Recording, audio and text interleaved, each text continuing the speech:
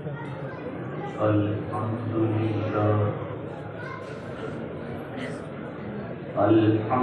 لله وكفى وسلام على عباده الذين اصطفى أما بعد أعوذ بالله من الشيطان الرجيم بسم الله الرحمن الرحيم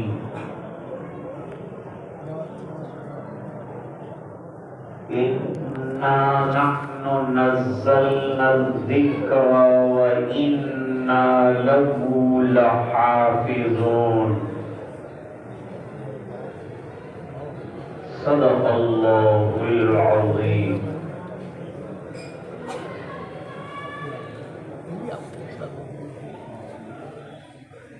قال النبي صلى الله عليه وسلم خيركم من تعلم القرآن وعلمه صدق رسوله النبي الأمي الكريم. اللهم صل على سيدنا محمد وعلى آل سيدنا محمد وبارك وسلم.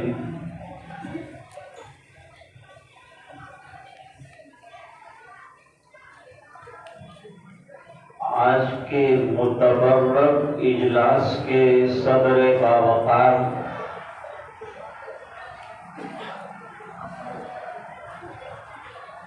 شیخ الحدیث حضرت مولانا حفظ الرحمن صاحب دامت برکاتہم العالیہ،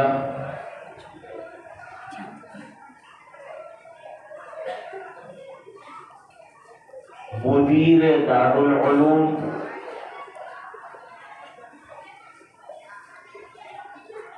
حضرات علماء،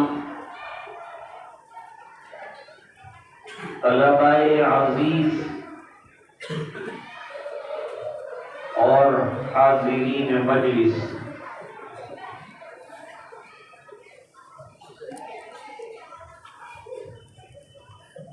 جیسے کہ دوران اجلاس اور رپورٹ میں یہ بات بتائی گئی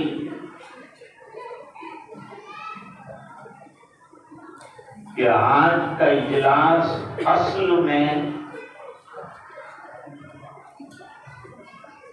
امت کی خدمت میں پیش کیے جانے والے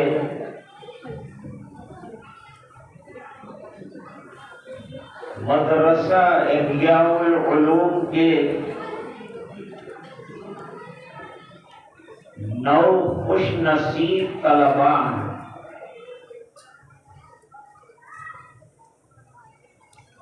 جنہوں نے ابھی ہمارے سامنے تکمیل حفظ قرآن کریم کی سعادت حاصل کی۔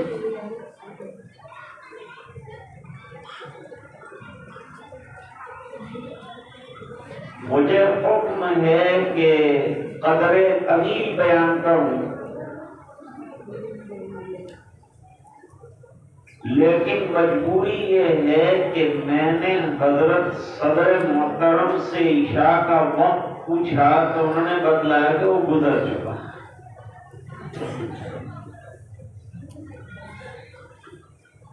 آپ حضرات ایک طویل عرصے سے تشریف فرما ہو کر اپنے نونہالوں کے پروگرام سماعت فرما رہے تھے اور لطف اندوز ہو رہے تھے۔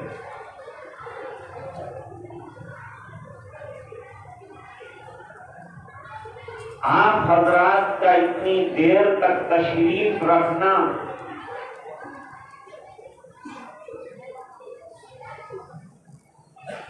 اور جیسے کہا گیا رپورٹ میں کہ یہاں بیٹھے رہنا انوار کے حصول کا اور سکینہ کے نازل ہونے کا جو وسیلہ تھا تکمیل حفظ قرآن کریم وہ آپ کو حاصل ہو.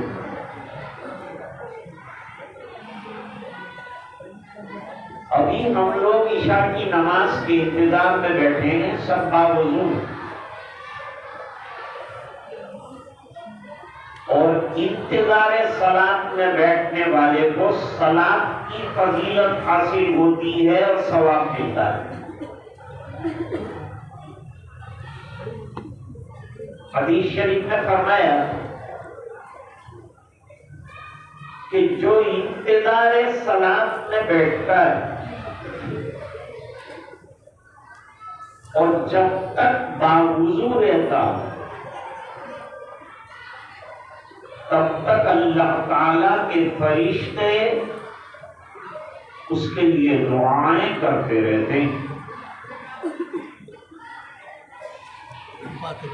اللہم اغفر لہ اللہم ارحمہ. یہ دعائیں فرشتے کرتے ہیں. امید ہے کہ ہمارے لیے بھی کر رہے ہو.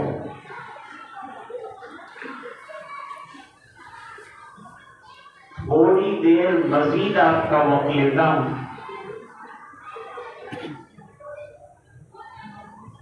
قرآن کریم یہ ضابطۂ حیات ہے، دستور زندگی ہے، اور یہ دستور زندگی پورے عالم کے لیے ہے.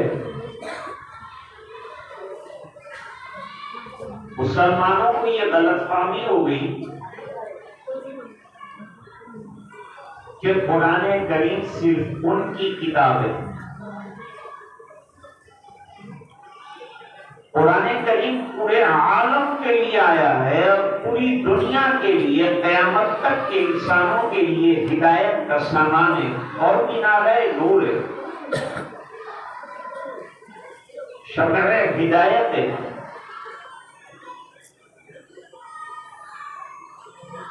بہت بڑا سرمایہ اور زندہ کتاب ہے.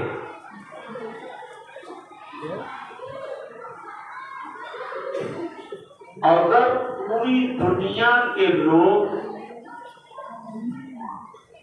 یہ طے کریں کہ کسی ضابطے سے وہ زندگی گزاریں گے اور کسی آئین کے ماتحت زندگی گزاریں گے تو انہیں قرآن کریم کو آئین بنانا چاہیے.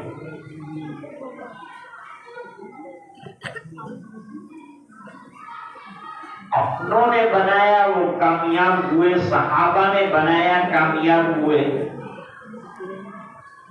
اور قیامت تک کامیابی کی علامت ہے قرآن کے ضابطوں پر عمل کرنا. اتنا مستحکم ضابطہ ہے کہ قرآن کریم میں انگلی رکھنے کی جگہ نہیں. ایک حرف جو ہے قرآن کریم کا یہ معجزہ ہے. ہر سورت معجزہ، ہر لفظ معجزہ، ہر آیت معجزہ اور ہر حرف معجزہ.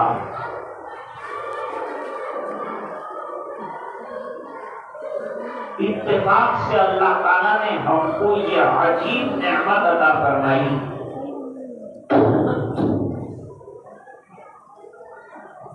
ہمیں اس نعمت کی قدردانی کرنی چاہیے.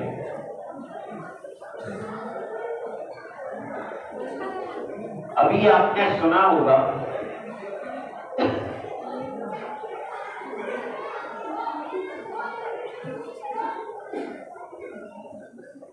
کہ ترکی کے ایمبیسی کے سامنے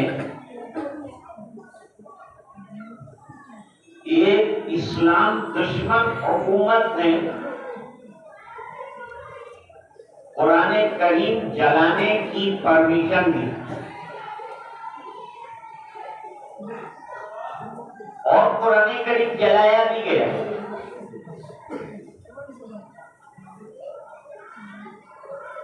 یہ کوئی پہلا واقعہ نہیں ہے جب قرآن کریم جلایا گیا ہو.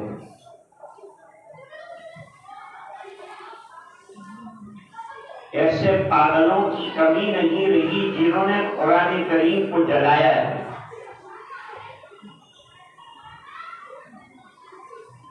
اگر قرآن کریم اللہ کا کلام نہ ہوتا تو ختم ہو گیا ہوتا، لیکن چونکہ اس کی حفاظت کا اللہ نے وعدہ فرمایا، اس کے جلاتے رہو، یہ مٹنے والا نہیں.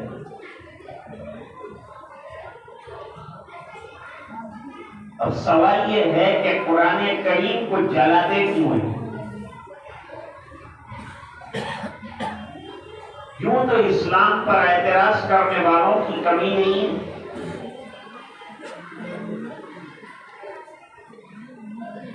جناب رسول اللہ صلی اللہ علیہ وسلم کی زندگی پر اور آپ کی زندگی کے مختلف پہلوؤں پر اشکال کرنے والوں نے، اعتراض کرنے والوں نے اعتراض کیا. شخصیت پر تو اعتراض کیا جا سکتا،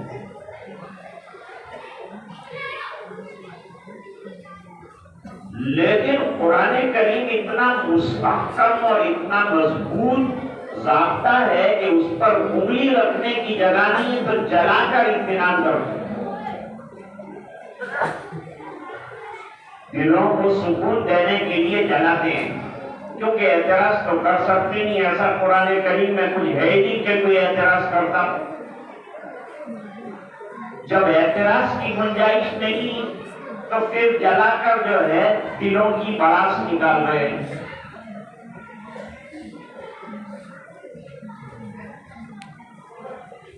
اور عجیب بات یہ ہے کہ جب جب قرآن کریم کو جلایا گیا تب تک قرآن کریم کی نشر و اشاعت میں اضافہ ہوا، کیونکہ جلایا تو دنیا نے دیکھا، اور دنیا سوچنے والے لوگ بھی رکھتی ہے، دماغ سے بھرے ہوئے لوگ بھی دنیا میں ہیں، سوچنے والے حضرات بھی ہیں. وہ سوچتے ہیں کہ آخر قرآن کریم میں اتنا خطرناک تو کیا ہے کہ جسے جلانا پڑے.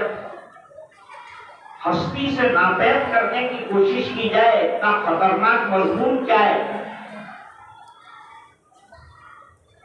تو انہوں نے قرآن کریم منگوایا اور پڑھنا شروع کیا، اور ہلکا بگوش اسلام ہوئے کہ ہم نے اس میں کوئی بری بات دیکھی نہیں، بلکہ انسان کو انسان بننا ہو تو قرآن پڑھنا پڑے.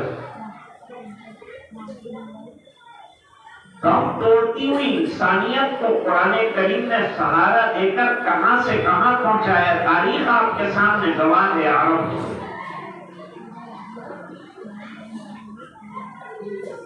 جانتے ہو قرآن کریم جیسی کتاب کے جلانے کا جواب کیا ہے؟ کیا جواب ہے ہمارے پاس؟ ایک جواب تو یہ ہے کہ ہم دوسروں کی مذہبی کتابیں جلانا شروع کر دیں، لیکن اس کی قرآن کریم اور سرکار کی زندگی اجازت نہیں دی.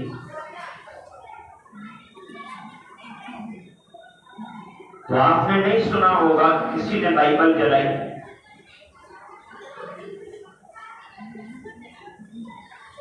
کسی نے اور مذہب کی کتاب جلائی.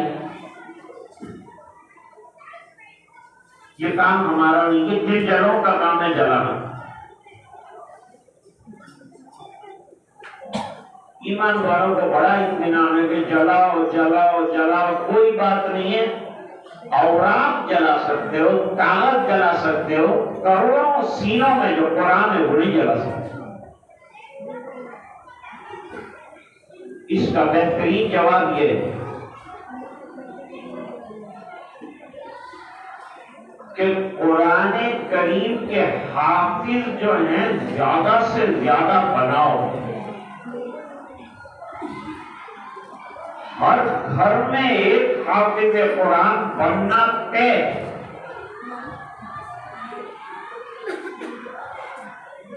ترکی نے اس کے جواب میں ایک ایگزیبیشن کیا، ایک ایونٹ رکھا،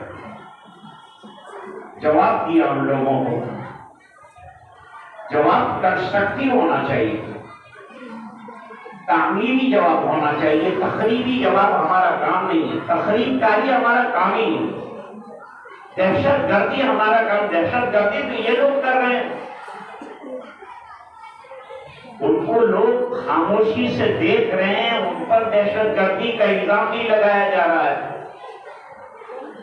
کھلی دہشت گردی کے ایک مذہبی بہترین کتاب کو سرعام دغ آتش کیا جائے۔ ترکی نے اس سال جتنے حفاظ ہوئے ان کو جمع کیا، جن کی تعداد 850 تھی، ان میں 80 تو لڑکیاں تھیں، اور ترکی کے وزیر تعلیم نے خطاب کرتے ہوئے کہا کہ قرآن کریم چلانے والوں کا جواب یہ ہے کہ ہم اپنے سینوں میں قرآن کریم کو محفوظ کرتے جائیں، سینوں کو قرآن کریم سے مزین کرتے جائیں، یہ کاغذ جلائیں گے، ہمارا سینہ قرآن کریم سے لبریز ہے۔ کتنے ارب خرب دنیا میں اوقات ہیں کہ یہ باور کیا جا سکتا ہے کہ قرآن مٹنے کی چیز نہیں ہے، بلکہ یہ باقی رہنے کے لیے آیا، دنیا کو سبق پڑھانے کے لیے آیا۔ ایک واقعہ سناؤں آپ کو قرآن کے ضابطوں پر۔ اسلام نے اور قرآن کریم نے گناہوں کی سزا، جس کو حدود کہتے ہیں، وہ طے کی۔ چوری کی سزا طے کی ہے، حد شرب خمر طے کیا ہے، حد قذف طے کیا ہے، حد زنا طے کیا ہے۔ حد اس کو کہتے ہیں جس کو قرآن کریم کے اندر بیان کیا گیا ہے۔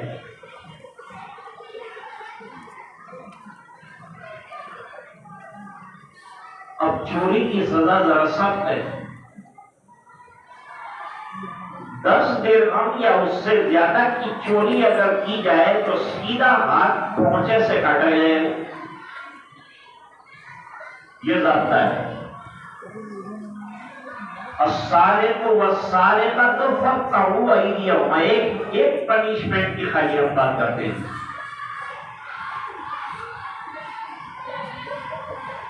شاہ فیصل مرحوم نے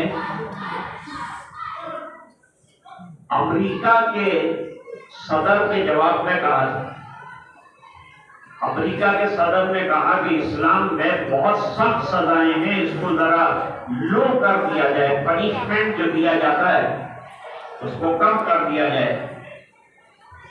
کون سی سزا؟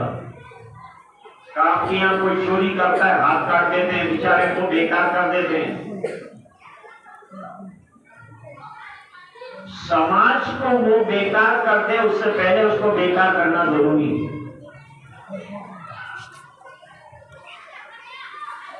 شادی شدہ مرد عورت اگر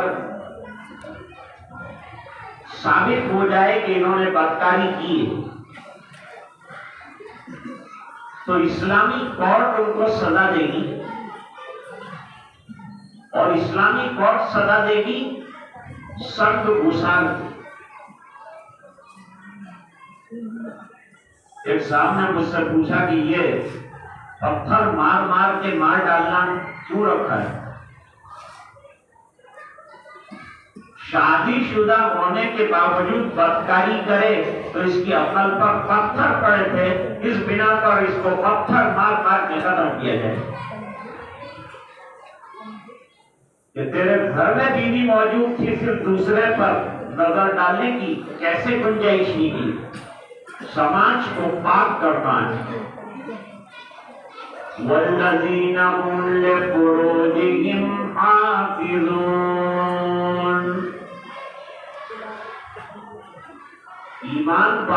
کی جو صفات بیان کی ہے اس میں سے ایک صفت ان کا پاکیزگی کے ساتھ، پاک دامنی کے ساتھ زندگی گزارنا بھی۔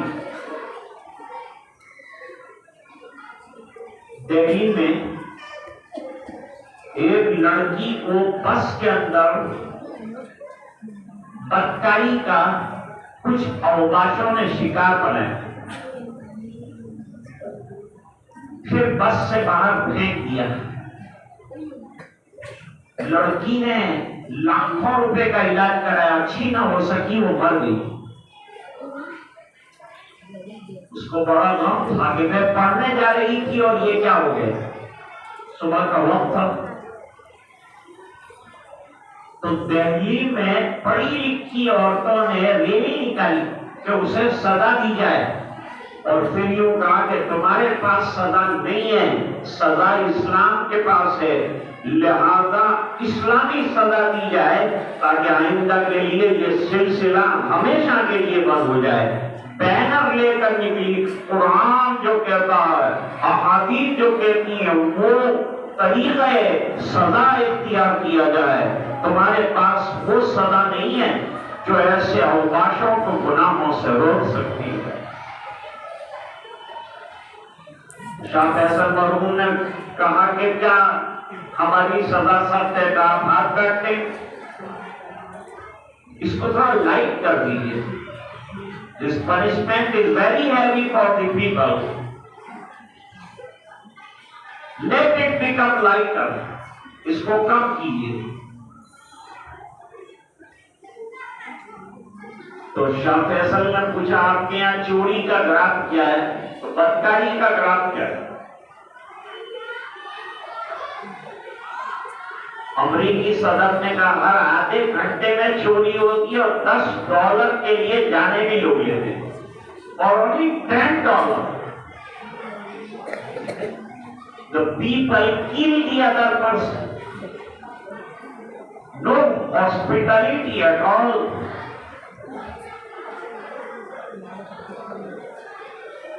تو شاہ فیصل نے کہا ہمارے یہاں گراف کیا ہے یہ پوچھو۔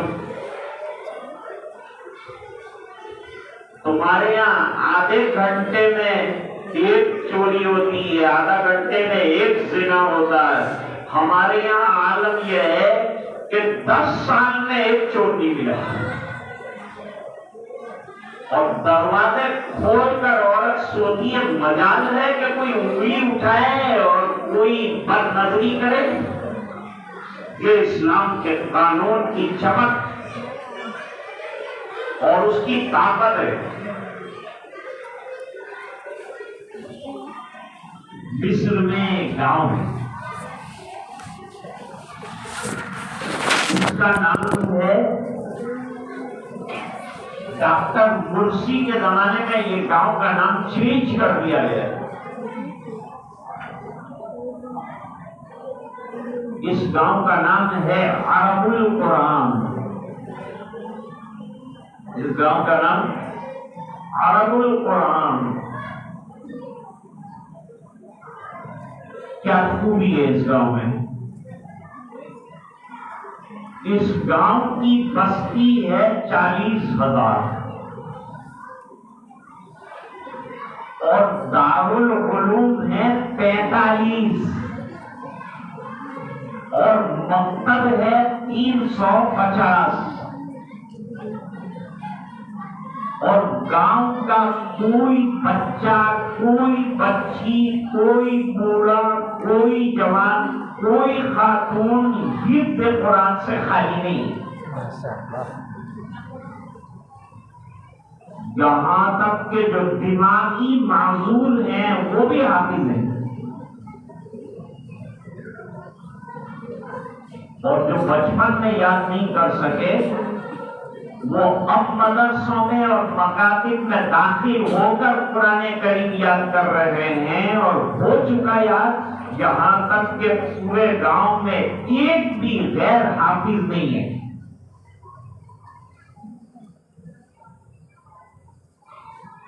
This is the beauty of that village. بعض لوگوں نے ایک طریقہ بتایا کہ حفظ کرنا ہو تو طریقہ کیا ہو. دیکھو اتنا بڑا نظام ہے گاؤں میں مکاتب کا. اس سے معلوم ہوا کہ مکاتب جو ہے یہ سماج کی پکڑ ہے. اس میں بچوں کو داخل کیا جاتا ہے اور بچوں کو داخل کر کے ان پر قرآن کریم کے ذریعے سے محنت کی جاتی ہے. قرآن بنانے والی کتاب ہے, اخلاق عالیہ سکھانے والی کتاب ہے, اور قرآن کریم کے حروف بھی مطلوب ہے, اس کا نظم بھی مطلوب ہے, اس کا معنی بھی مطلوب ہے. قرآن کریم کے ذریعے سے عقیدہ پختہ ہوتا. مجھے ایک واقعہ یاد آیا, میں لمبا وقت کو لینا نہیں چاہتا, ڈرتا ہوں میری عاقبت خراب نہیں کرنا چاہتا, بعد میں جا کے آپ مجھے بد دعا دیں. ایک جگہ جلسہ تھا قرآن کریم, تقریریں ہو رہی, لوگ تقریریں کر رہے تھے, ہمارے بزرگ بھی تقریر کر رہے تھے. انہوں نے تقریر میں ایک بات کہی کہ یہ دنیا کی ہر چیز زہریلی اور پوئزن والی, پوئزنسٹ ہے یہ دنیا, اور ہمیں اپنے بچوں کو اس میں ڈالنا ہے. یہ پوئزن سے بچاؤ. اس کے بعد میرے والد صاحب رحمۃ اللہ علیہ کا بیان تو کیا وہ صدر تھے, جیسے ابھی حضرت تقریر فرمائیں گے, کیونکہ صدارتی خطاب اخیر میں ہوتا ہے.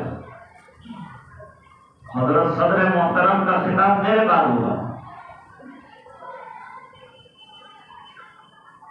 تو میرے والد صاحب بیٹھے, وہ لمبی تقریر نہیں کرتے, مختصر تقریر, کیونکہ آدمی کی سننے کی کیپیسٹی 45 منٹس کی, اور اس کے بعد جب آدمی سنتا ہے تو مجھے سب سمجھ کے سنتا ہے, اور اس سے زیادہ اگر تقریر کرے تو اس سے میں آ کے سنتا ہوں.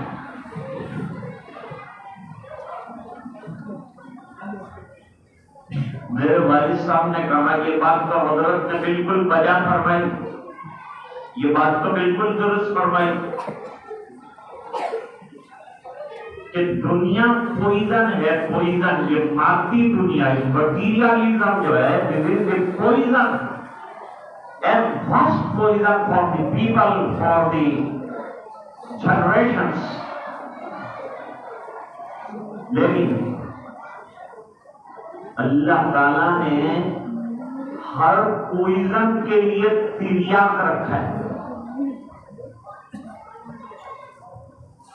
دیکھو ایک مکھی جو ہے اس کے 2 پر ہوتے ہیں.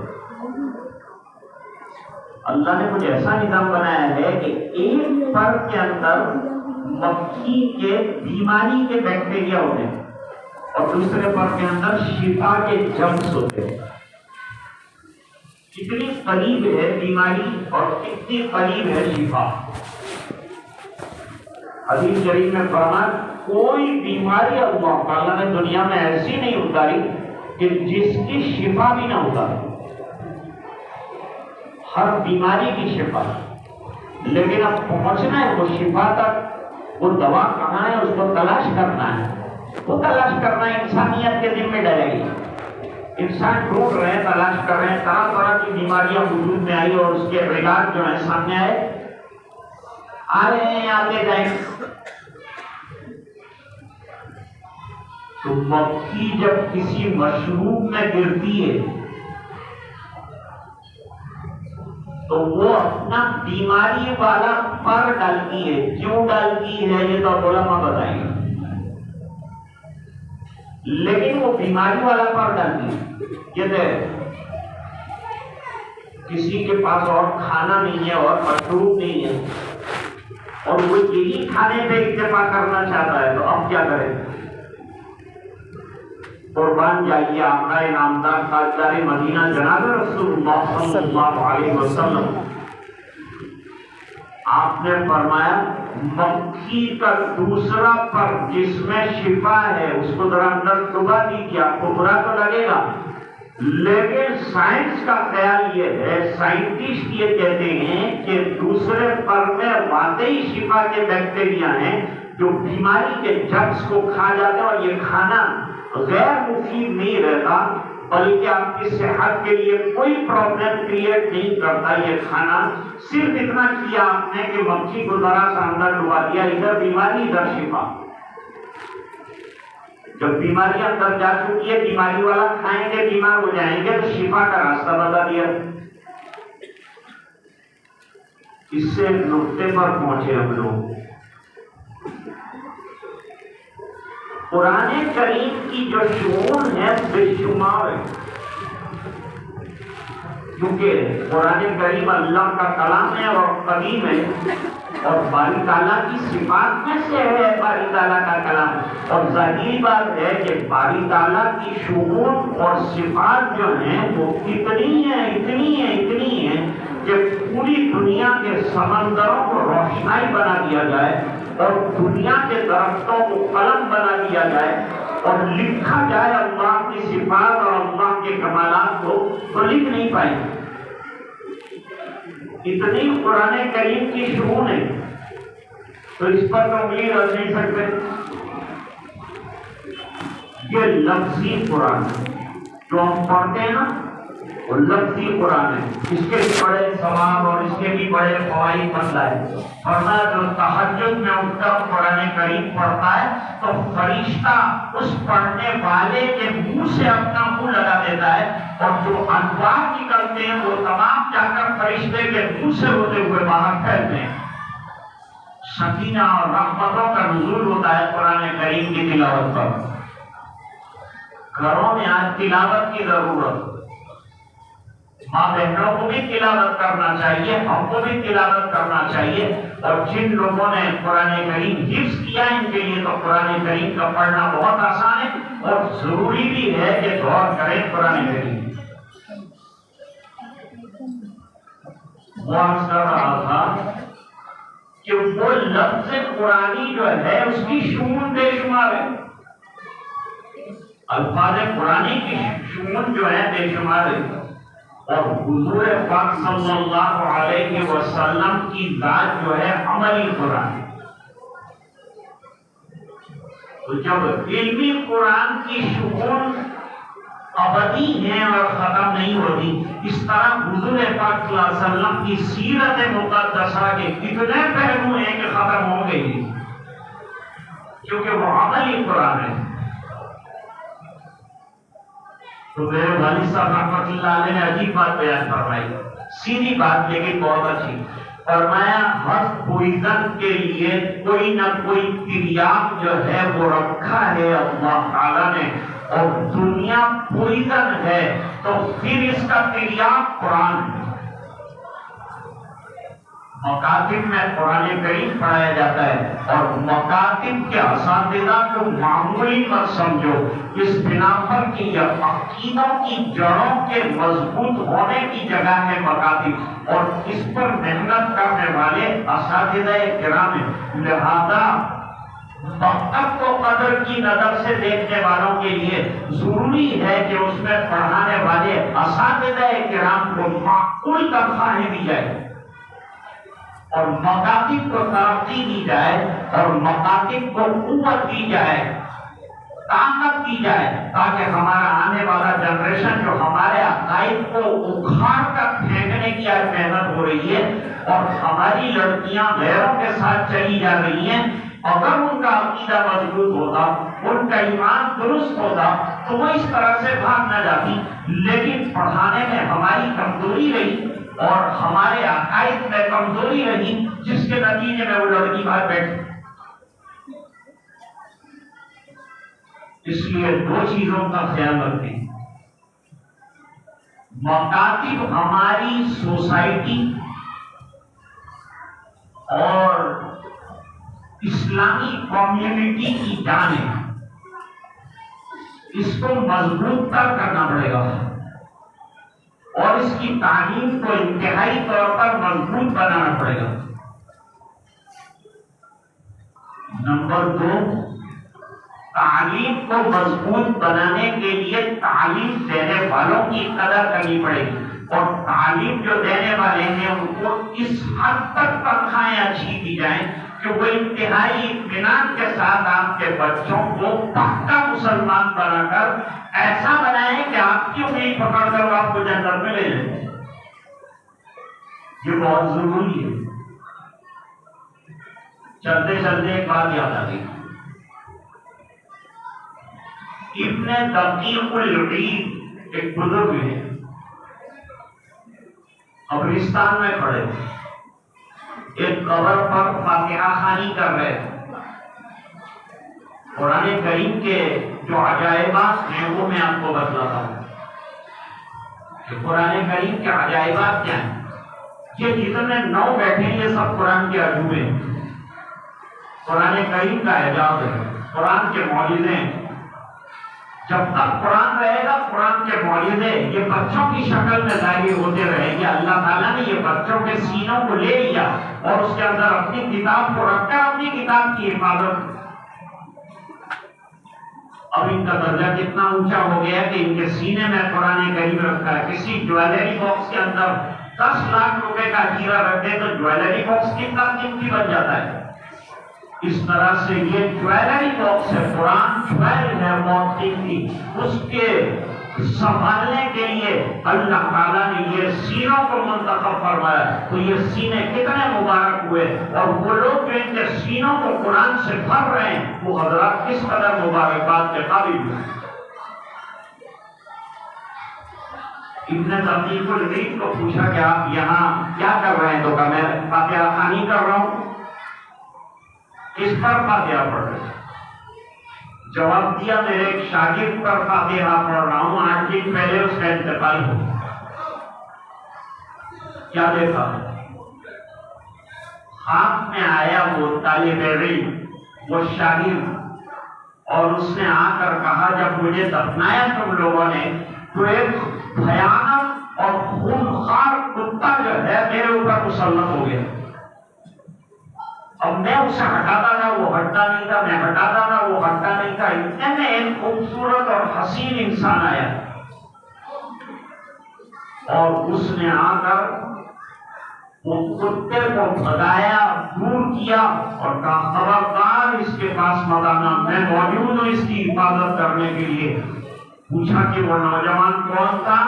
وہ نوجوان جو انتقال کر گیا تھا اس نے اس سے پوچھا کہ حسین انسان تو کون ہے؟ جواب دیا کہ میں آپ جو ہر جمعہ کو سورۃ الکہف پڑھا کرتے تھے اس کا ثواب ہوں۔ وہ ثواب جو ہے متشکل ہو کر آیا، اعمال کو برزخ میں اور آخرت میں متجسد کیا جائے گا اور متشکل کیا جائے گا۔ اس کو شمس الدین سخاوی نے بھی لکھا ہے اور اس کو دوسرے حضرات نے بھی لکھا ہے، اور یہ حضرت عبداللہ بن عباس رضی اللہ تعالیٰ عنہ کا مسلک بھی ہے کہ اعمال کو شکلیں دی جائیں گی قیامت کے دن۔ ایک حدیث شریف میں فرمایا کہ جس نے مال کی زکات برابر ادا نہیں کی وہ مال کو گنجے سانپ کی شکل میں بنایا جائے گا اور بنانے کے بعد اس کے گلے میں ڈال دیا جائے گا جس نے زکات ادا کی۔ دیکھو یہاں زکات نہ دیے جانے والے مال کو ایک گنجے سانپ کی شکل میں متشکل کیا گیا۔ جب حضور پاک صلی اللہ علیہ وسلم کو معراج میں لے جانا تھا تو وہاں کی طاقت اور انرجی جو ہے پہلے حضور پاک صلی اللہ علیہ وسلم کے اندر ٹرانسفر کی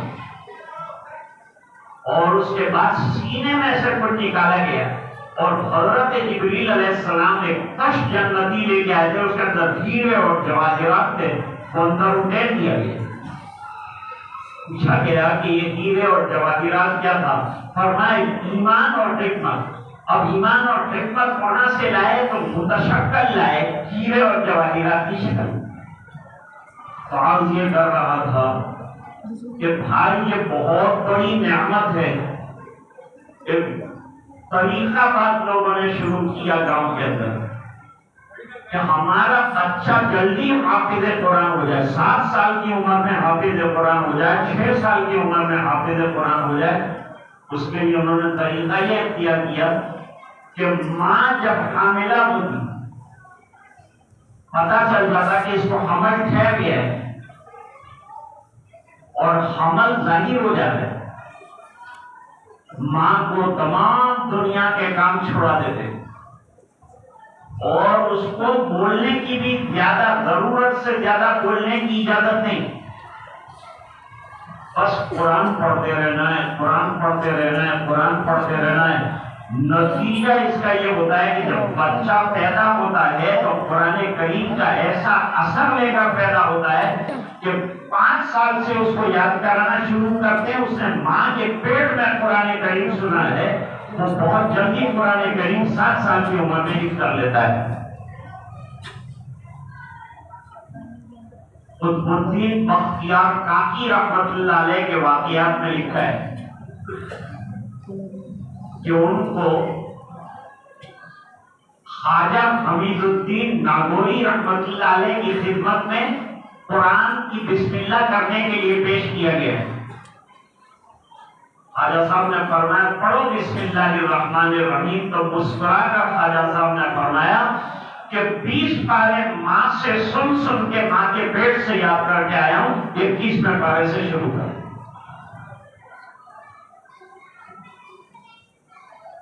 ہشام قلبی ایک محدث ہیں، بڑے محدثین میں سے،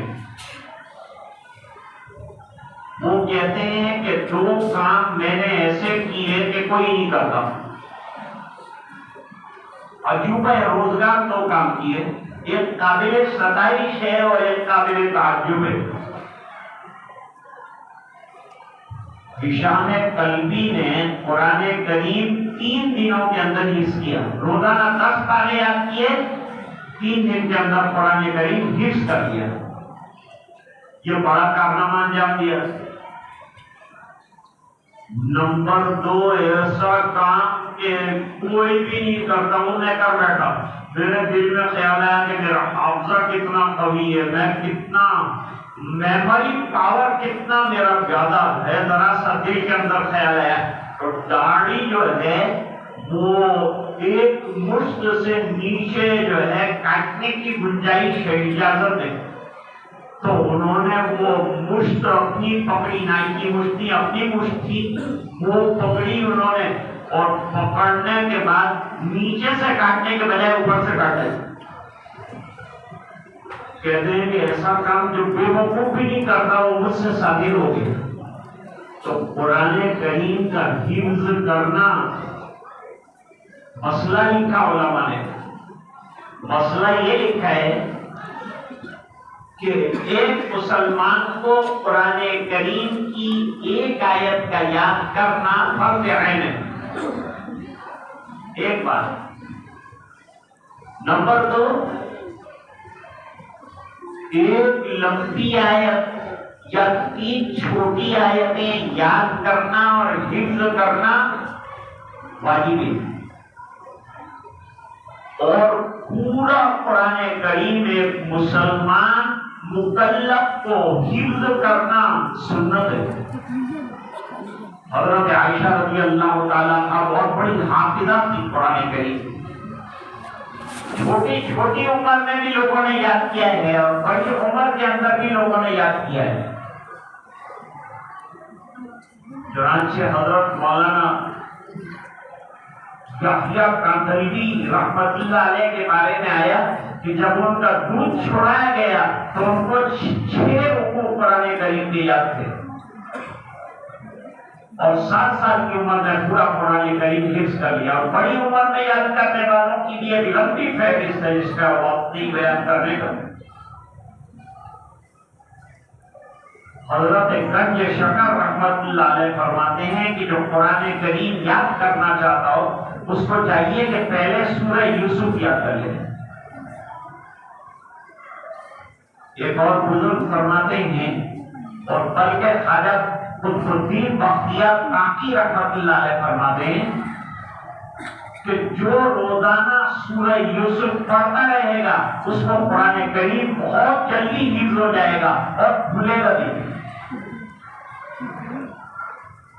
اللہ تعالیٰ ان حفاظ قرآن کریم کو قبول فرمائے، ان کے اساتذہ کو قبول فرمائے۔ آج جو انعامات میں سن رہا تھا مولانا خالد صاحب کی فہرست بہت لمبی، یہ خوشی کی بات کیا آپ نے اپنے بچے جو تھے جنہوں نے پروگرام پیش کیے، جنہوں نے قرآن کریم کے حفظ کی سعادت حاصل کی، ان کی حوصلہ افزائی کے لیے آپ نے اپنے گاڑے کی کمائی سے نکال کر ان کو اٹھایا، اور بڑی خوشی تو اس وقت ہوئی جب یہ سنا کہ الحمدللہ اساتذہ کو بھی نوازا ہے، کیونکہ یہ پتھر تھے، ان کو ہیرا بنایا کس نے؟ وہ سب اساتذہ کا خون جگر تھا۔ صبح سے اٹھنا، قرآن کریم کا سننا، دور کرانا، یاد کرانا، اس بڑا کام ہوتا ہے۔ اتنا بڑا کارنامہ انجام دیا تو استاد کو نوازنا چاہیے۔ اس موقع پر آپ نے نوازا ہے، اللہ تعالیٰ آپ کو دنیا آخرت میں خیر اور بھلائیوں سے نوازے اور اپنے فضل سے مالا مال فرمائے۔ اور دیر سے آپ تشریف فرما رہے، میں حفاظ کے والدین کو بھی مبارکباد پیش کرتا ہوں، اساتذہ کرام کو بھی مبارکباد پیش کرتا ہوں، آپ تمام حضرات کو بھی اس مبارک محفل میں تشریف آوری کی مبارکباد پیش کرتا ہوں، اور اسی کے ساتھ اپنی بات کو ختم بھی کرتا ہوں۔ وآخر دعوانا ان الحمدللہ رب العالمین۔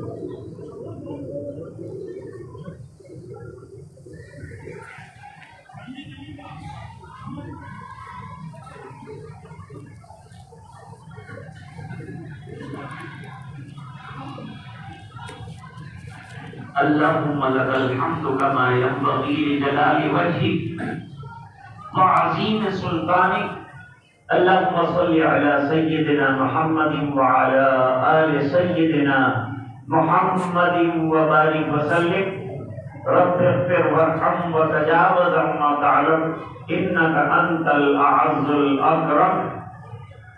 اللهم نور قلوبنا بنور القرآن وزين أخلاقنا بنور القرآن وادخلنا الجنة بالقرآن ونجنا من النار بالقرآن۔ اللهم اجعل القرآن ربيع قلوبنا نور صدورنا ذهاب همومنا وغمومنا۔ اللهم أعنا على تلاوة القرآن وذكرك وشكرك وحسن عبادتك۔ اللهم وفقنا لما تحب وترضى واجعل آخرتنا خيرا من الأولى۔ ربنا اغفر لنا ولإخواننا الذين سبقونا بالإيمان ولا تجعل في قلوبنا غلا للذين آمنوا ربنا إنك رؤوف رحيم۔ اللہ ہمارے گناہوں کو معاف فرما، کوتاہیوں سے درگزر فرما، اپنا فضل اور کرم شامل حال فرما۔ اے اللہ ہمارے بیٹھنے کو قبول فرما، اے اللہ طلباء عزیز کی محنتوں کو قبول فرما، اے اللہ ان حفاظ کو اپنی بارگاہ میں قبول فرما، ان سے کام لے لے، خدمت کے لیے دین کی ان کو قبول فرما لے، تیری رضائے دائمی سے مالا مال فرما دے۔ اے اللہ یہاں جلیل القدر علماء تشریف رکھتے ہیں، اے اللہ ان کے علوم میں برکتیں عطا فرما، اور اے اللہ علاقے کے لوگوں کو ان کی قدردانی نصیب فرما، ان کے فیض کو عام فرما، تام فرما۔ اے الہ العالمین مدرسے کو ترقی عطا فرما، اور جتنے شعبے کھانچی بچ کے چل رہے ہیں ان تمام شعبوں کو